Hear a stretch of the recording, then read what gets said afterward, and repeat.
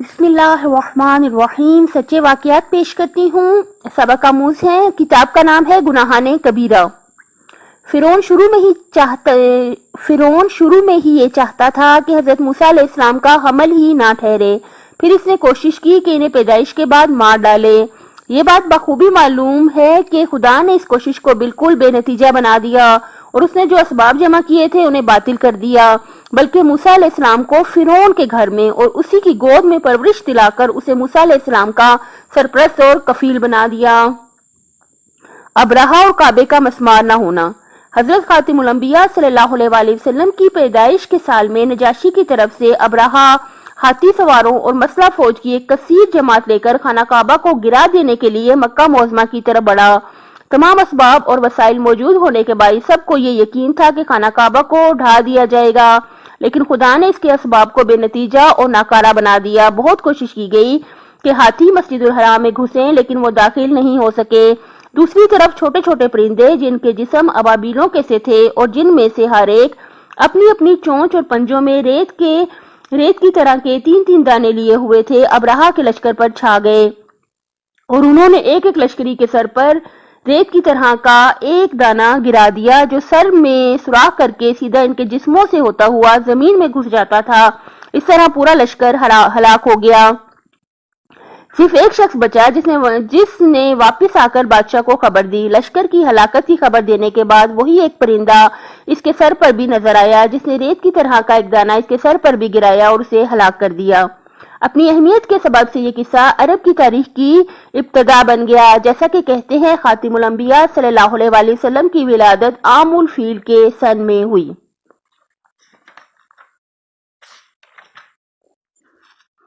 فرعون کے جادوگر جو سب گندے کام یعنی جادو سے شغل رکھتے تھے، جو اپنے کرنے والے کی بدبختی کے لیے کافی ہے. ان کے بدترین حالات میں جب انہوں نے خدا کے پیغمبر حضرت موسیٰ علیہ السلام کے مقابلے میں جادو کیا، یکایک ان پر پروردگار عالم کی مہربانی ہو گئی. ان کے سامنے حقیقت کھل گئی اور وہ ایک دم ایسے بدل گئے کہ اگرچہ فرعون نے ان کے جیت جانے کی صورت میں ان سے بہت کچھ مال و دولت، ملک اور ریاست کا وعدہ کیا تھا، انہوں نے بالکل پرواہ نہیں کی، بلکہ اس کی دھونس کو بھی خاطر میں نہیں لائے کہ میں تمہیں سولی پر لٹکا دوں گا، اور بالکل نڈر ہو کر کہنے لگے کہ ہم اپنے پروردگار کی طرف پلٹ گئے. سورہ شعراء آیت 50. آسیہ نہایت اچھی عورت تھی. فرعون کی بیوی آسیہ کا بھی ایسا ہی عجیب و غریب واقعہ ہے، جو نہایت عیش و عشرت میں بسر کر رہی تھی کہ اچانک اس کے دل میں ایمان کی روشنی پیدا ہوئی اور اس کا دل اتنا مضبوط ہو گیا کہ اسے قتل ہونے اور فرعون کی قسم کی اذیتوں میں مبتلا ہونے سے بھی کوئی ڈر نہیں لگا. اسے نہایت دلیری سے بے جھجک خدا اور موسیٰ علیہ السلام پر اپنے ایمان کا اظہار کر دیا اور قتل ہوتے وقت کہا، اے خدا مجھے بہشت میں ایک گھر عطا کر اور فرعون اور اس کے ماننے والوں سے بچا. سورہ تحریم آیت 11.